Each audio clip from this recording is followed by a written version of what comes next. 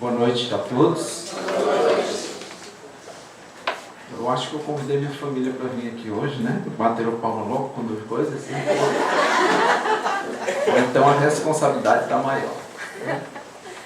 Mas desde já eu rogo ao bom Deus, através da presença espiritual que ampara essa casa, que a gente possa dizer sim, para que as palavras que a gente receba na noite, como colocando a todos nós, a gente não rejeite de imediato, como muitas vezes a gente faz com os outros.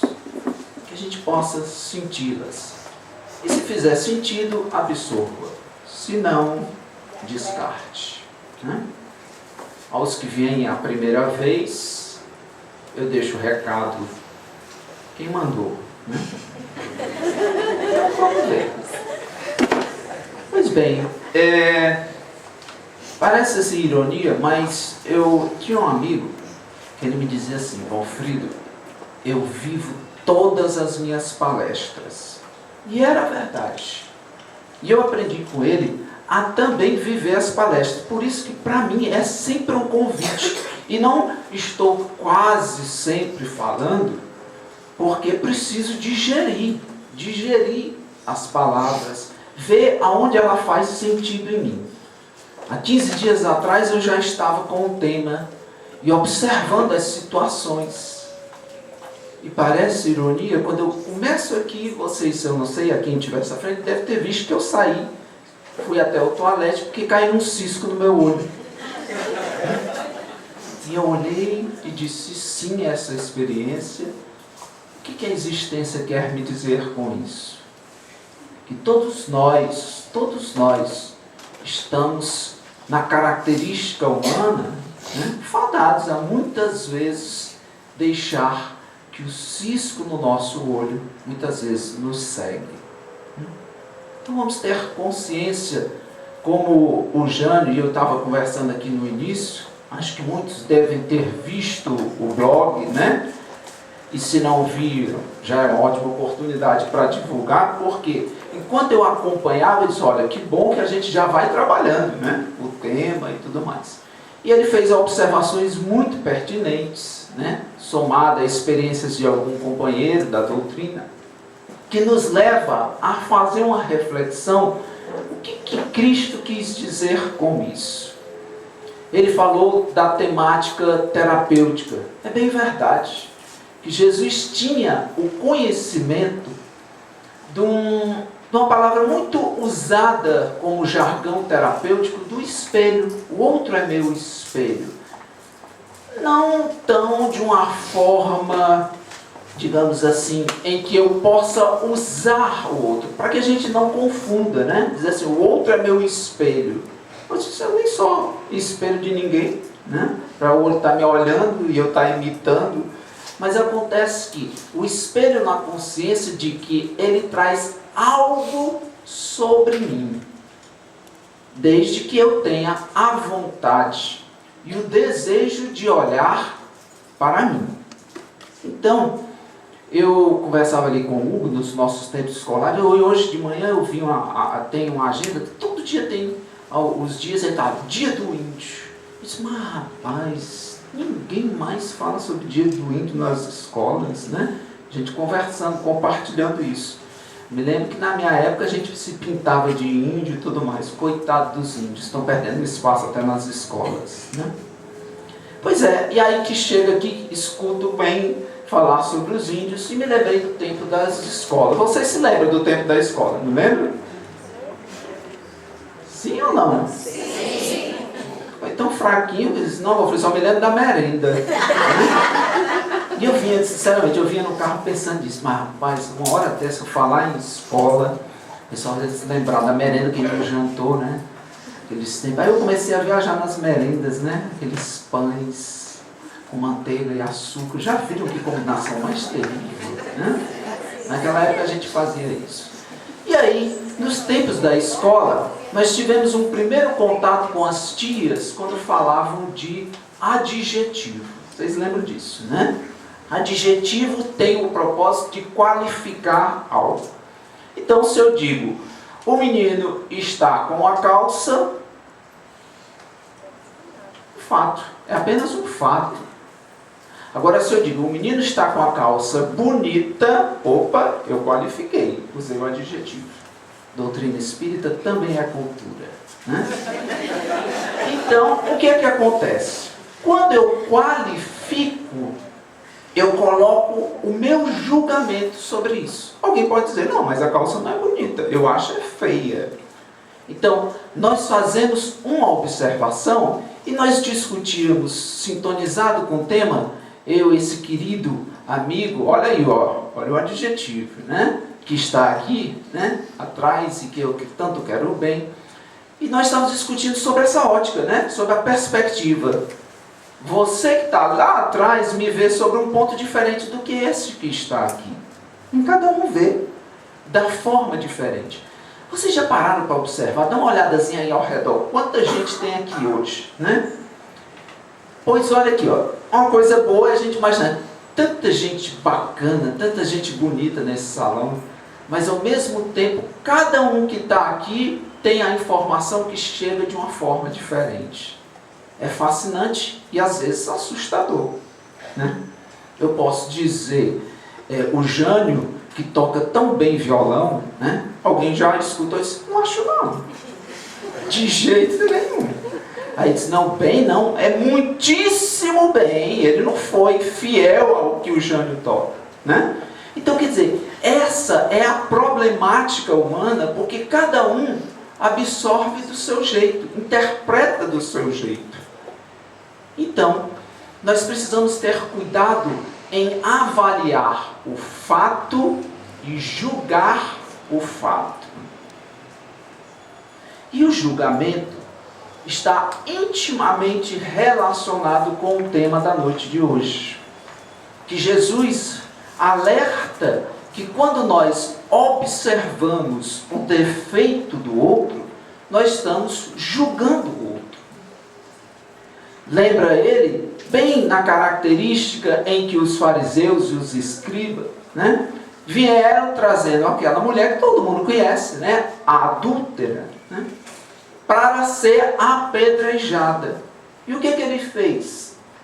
Quando colocaram ele numa situação para que ele pudesse julgar, a única coisa que ele fez foi escrever no chão. E aí, aqueles homens, os ditos da lei, foram lá e disseram, mas o que esse homem está fazendo? Só pode ser doido, está escrevendo no chão. E quando liam, se afastavam do que estava lá, ele escrevendo. E o que ele escrevia? Né? Ele escrevia lá, inveja, né? Ódio, maus tratos para com os filhos. Quer dizer, ele escrevia todos os vícios que todos cometiam lá, né? Se tivesse em 2012, ele escrevia corrupção, né?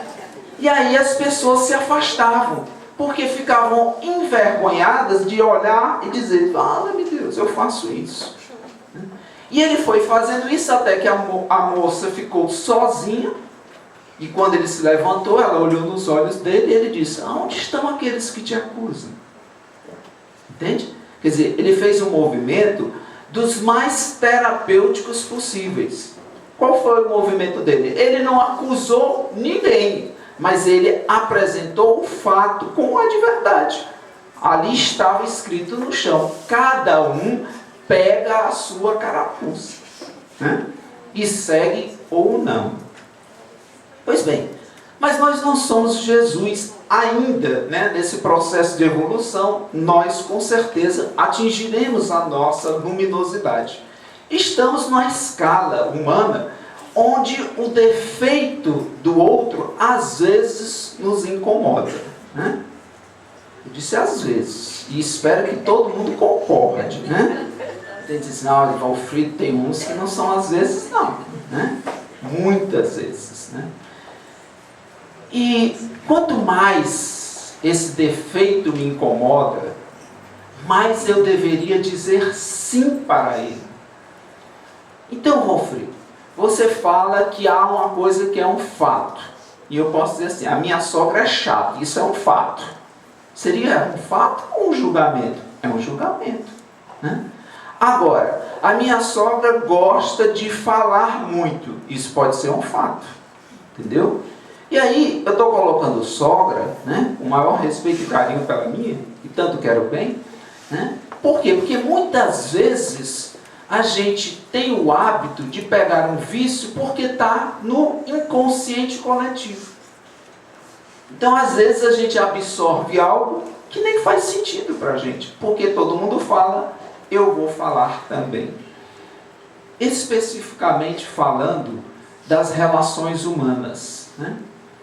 Nós temos a oportunidade de viver o nirvana, que muitos escolhem, do isolamento. Mas a doutrina espírita, em especial, nos fala que esta atitude pode ser uma fuga de nós mesmos. Imagine vocês no Tibete, sozinho, sem ninguém para encher o saco. Que maravilha, né? Só com aquela brisa. Acordava de manhã, o cafezinho estava pronto. Depois você ia passear, passava o dia inteiro sem ninguém ali incomodar. Você poderia se iludir, dizer, olha, como eu sou sereno, como eu sou tranquilo, nada me incomoda. Aí de repente vem um passarinho e começa a cantar, e ele canta, e diz, que desgraçado esse passarinho que não para de cantar, né? E esse incômodo já delata que eu estou me isolando por fuga, né? No mundo de hoje, alertam os bons espíritos que muitas pessoas estão se isolando por fuga. Há 3 vícios fundamentais humanos: o orgulho, o medo e a obstinação, a teimosia. E uma das características desse isolamento é o medo. Nós passamos a ter medo do outro. E por quê? Porque passamos a ter medo de nós mesmos. Então, o convite que Jesus nos dá com esse tema é olhar para nós mesmos o mais profundo possível. E para isso, nesse planeta, nessa escalada evolutiva, nós todos que estamos aqui no planeta Terra fizemos um pacto humano. Qual foi o pacto? Que nós nos ajudaríamos a crescer. Olha que maravilha, né? Então, de repente, né, a sua esposa é uma grande parceira para ajudar você a crescer. O seu marido, um grande parceiro para lhe ajudar a crescer. O seu patrão é um grande parceiro para lhe ajudar a você crescer. Ainda está todo mundo aqui? Ótimo. Né? Porque às vezes, né, pode ouvir isso, rapaz, esse rapaz está completamente distorcido. O meu patrão, aquele desgraçado que não libera o meu aumento já há 3 anos. Né?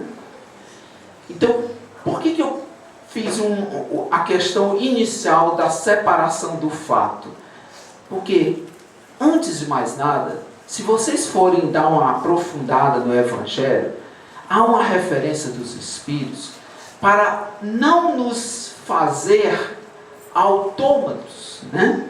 Robóticos terapêuticos, onde tem aquelas pessoas que tudo vira, né, uma neurose terapêutica, né, que diz o seguinte: por que será que essa pessoa está olhando assim para mim? Eu tenho que investigar isso em mim. Né? Não, mas você não conhece, né? Tudo é aquela coisa assim, né? Aí tem caiu a ficha, né? Bem antigo, né? Então, olhei para, eu vi isso, caiu uma ficha. É preciso a gente separar. Às vezes a pessoa está olhando por olhar mesmo, né? Mas às vezes há um olhar diferenciado. Então a gente precisa sempre olhar. E se eu estou ficando neurótico terapêutico, é bom olhar para isso, para que eu não perca a minha espontaneidade. Deixa eu trazer um fato que talvez possa clarear bem melhor tudo isso que nós estamos colocando, né? Como eu disse, há 15 dias eu bem alerta para o tema. Estive a semana passada, né, em viagem com colegas, em trabalhos terapêuticos. E aí, eis que, no primeiro dia, resolveram separar os grupos, né? E eu tive a felicidade de estar com 2 colegas no mesmo quarto. Eis que na madrugada eu acordo, né, imaginando, né, que havia um tremor de terra no quarto. Era algo estranho, um barulho quase que ensurdecedor na madrugada. Era o colega ao lado extremamente revoltado com as reverberações soníferas do colega que estava ao outro lado. Foi bonito essa forma de dizer que ele roncava muito, né? Pois bem, tinha um colega que roncava muito e o outro se queixava. E eu não sabia qual dos dois incomodava mais. Porque de fato, ele disse assim, não, mas eu tenho que olhar terapeuticamente onde o ronco desse amigo me incomoda. É verdade, eu preciso fazer isso, né? Mas na verdade, o que estava incomodando era, de um lado o ronco e de outro lado o queixar do amigo, né? E eu, em pleno a reunião noturna, virei para o colega e disse, rapaz, o que está acontecendo? Ele disse, essa onça não me deixa dormir.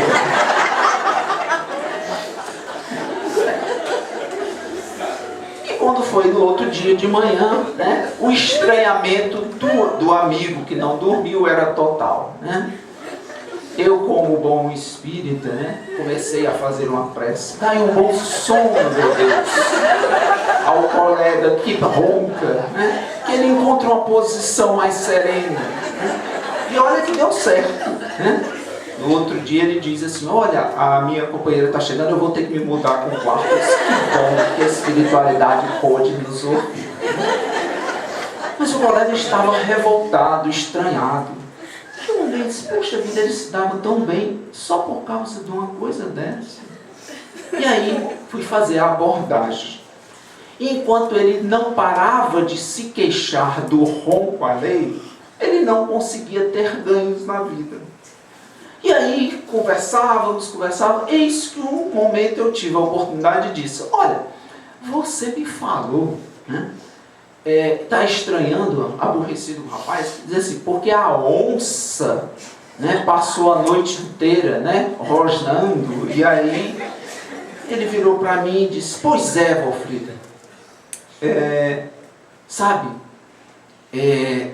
a onça me incomoda na noite. Eu disse, então, calma, a primeira coisa que você deve olhar é que o nosso amigo não é uma onça. Ele é apenas um homem roncando. E ele olhou, riu, como vocês, que realmente é um fato cômico, e passou um tempo de silêncio, e depois ele veio, me segurou no braço e disse, sabe, Valfrido, você me ajudou, quando lembrou que o meu amigo não é uma onça. Eu disse, por quê? Porque na verdade, Valfrido, durante muito tempo, eu não tinha lembrado, a memória que dava em mim, que eu morei numa região que tinha muitas onças. E na noite, quando fechava as portas, para que a gente não ficasse até muito tarde, muitas vezes os adultos diziam, olha, as crianças que não dormem, as onças vêm e pegam. E às vezes eu passava noites terríveis, fingindo estar dormindo, porque eu ouvia as onças rosnando, né? Enquanto eu ficava num desespero infantil se ela ia me pegar ou não. E o ronco do meu amigo me trouxe essa memória. Olha que coisa, né? Nunca imaginei que o ronco pudesse ser tão terapêutico, né? Estou, inclusive, convidando o amigo para outros grupos, para que ele possa roncar e ajudar outras pessoas. E aí o que acontece? Logicamente, ficando dessa vez em outro quarto, e não no meu. Né?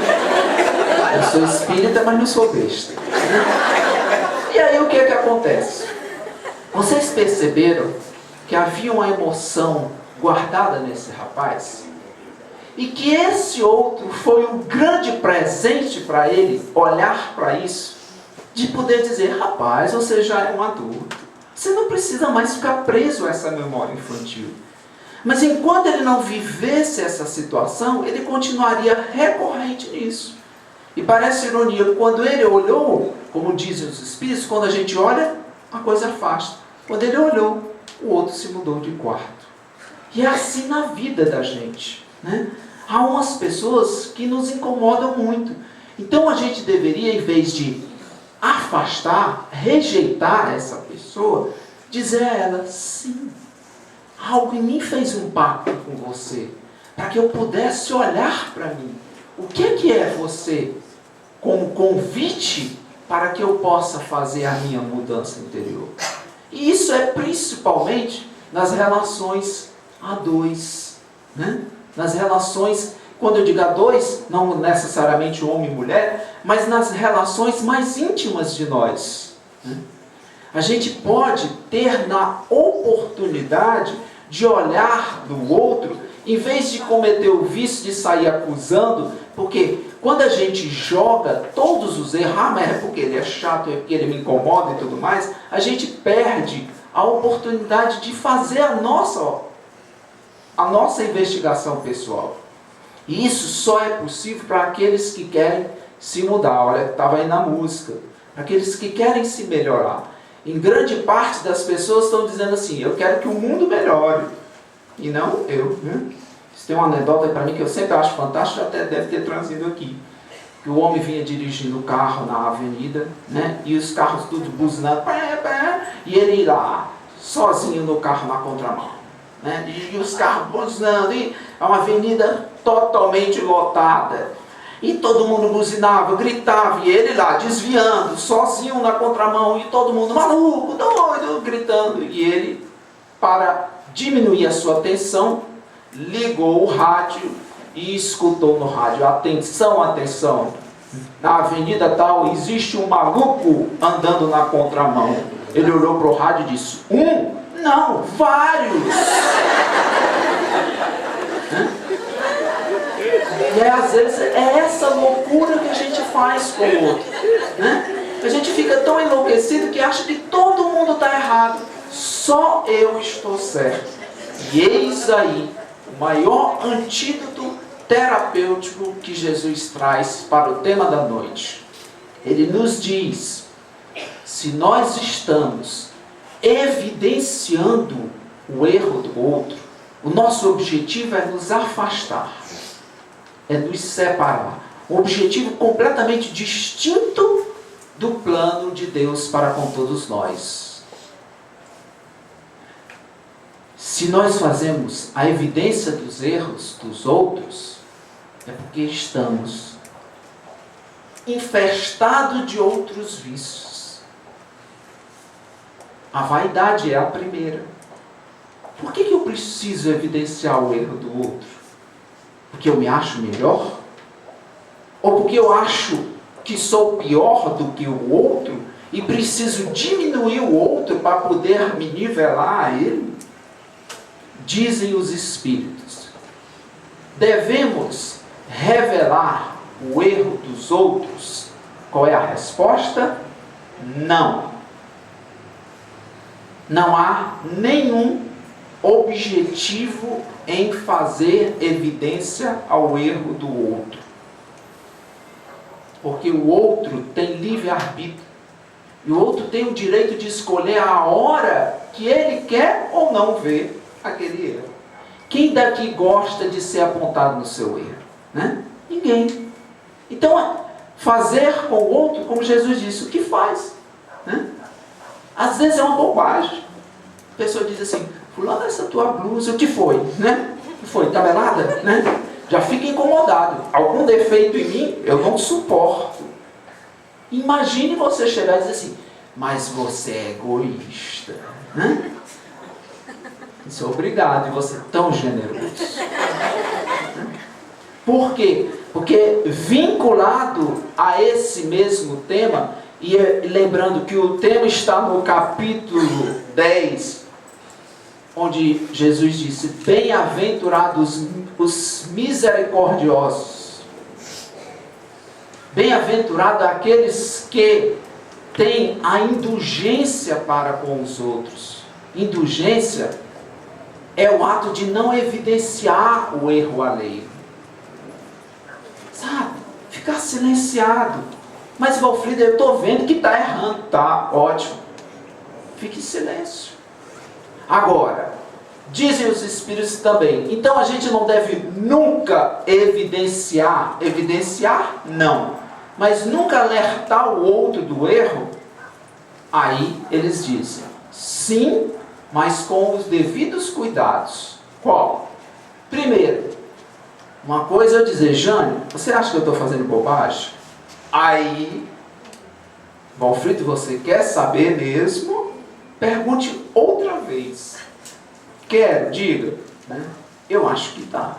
Aí sim, é diferente. Porque eu pedi ao amigo para que pudesse me evidenciar o erro para corrigir o meu rumo.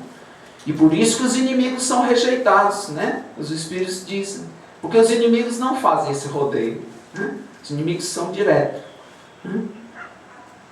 Eles logo jogam o nosso erro, evidenciando, e que por um sinal que pode ser positivo, se eu quiser olhar e dizer, tudo bem, eu tenho que aprender com isso.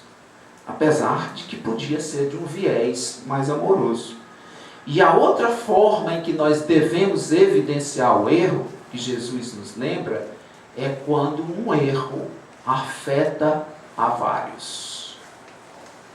Mas vamos ter cuidado com isso, tá? Quando ele fala vários, é um grande grupo que se diz assim, meu marido vive enchendo o saco da família inteira, né?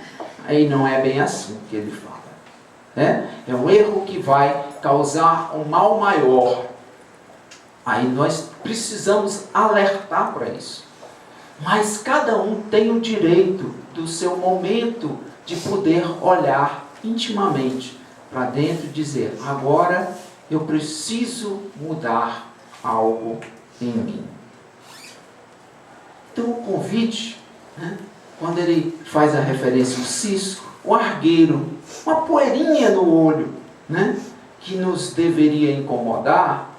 Entretanto, quando a gente olha para o outro lado e vê, né, a gente conversava sobre a figura belíssima, olha, quem não viu o blog agora vai ter que ver, né, que o Jânio colocou, né, alguém deve ter visto aqui, né, o exagero que a gente vê tão fácil no outro, quando a espiritualidade diz, e todos já conhecem, quando a gente aponta um dedo, 4 voltam para a gente. Né? Então, a proposta maior que nós deixamos quase que no final, né? E não poderia também me furtar de abrir aqui o parênteses, vocês vão ver uma mocinha de um riso tão bonito, de nome Ana Paula, que vai estar ali no final, né? E vocês vão perguntar, por que ela está com um sorriso tão grande? Né? É simplesmente porque ela já sabe que vai participar do encontro da noite de massas lá do SEG, casa que eu faço parte. Fiz o meu marketing também, né? Tenho direito. Né? E aí, resultado, e o Jânio vai dar um reforço no final. Pronto, Ana Paula, ela já não vai ficar com raiva de mim, né? Diz assim, já fiz a minha parte. Mas, quando a gente olha para o que Jesus nos dá, como um convite maior nesse processo terapêutico, é de olhar bem no fundo da gente e dizer, o outro é um grande irmão na minha jornada. E tem uns que são bem mais fáceis, tem outros que são bem difíceis. Os mais difíceis é que eu deveria dizer mais sim para eles. Sim, essa é a palavra do Cristo. Mas, Valfrido, quer dizer que se o outro tem um erro, eu necessariamente tenho o mesmo erro? Não. Mas o outro pode evidenciar um erro meu. Né? De repente, eu tenho uma pessoa que é grosseira e me incomoda muito. Quer dizer que é porque eu também sou grosseiro? Não. Talvez eu não seja compreensível. Talvez eu não seja tolerante. E talvez eu tenha a ideia orgulhosa, vaidosa, de que tenha que mudar o mundo e as pessoas.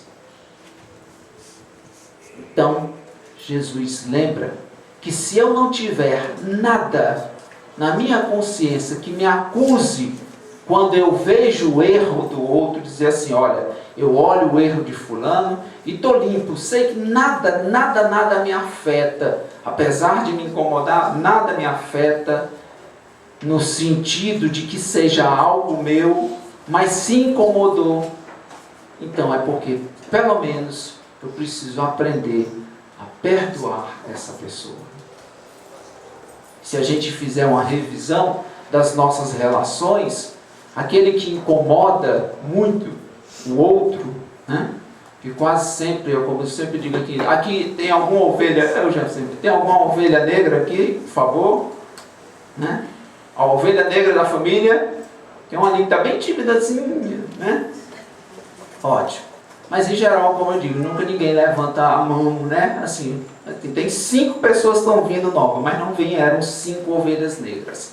Agora, vocês conhecem a ovelha negra da família de vocês, não conhecem?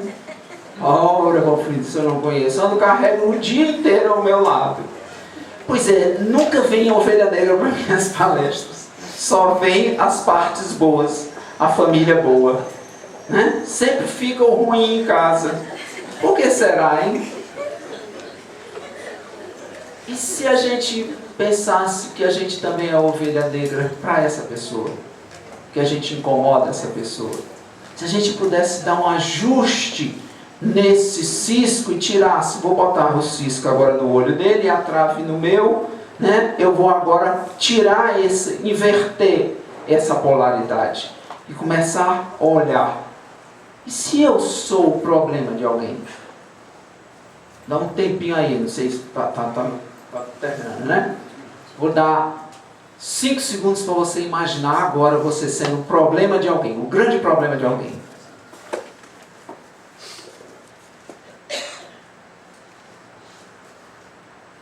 Imaginaram?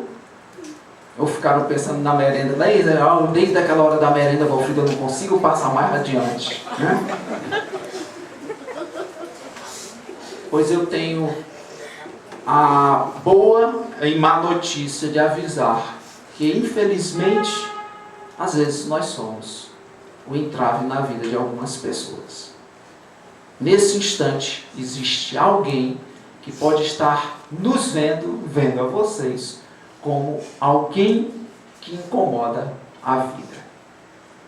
E se a gente sabe tão rápido quem nos incomoda, vamos dar uma olhadazinha com mais calma e dizer assim, peraí, se esse me incomoda, eu também incomodo. Então deixa eu tentar me melhorar, tentar fazer a minha parte para que eu possa ser um pouco melhor para mim e para os outros.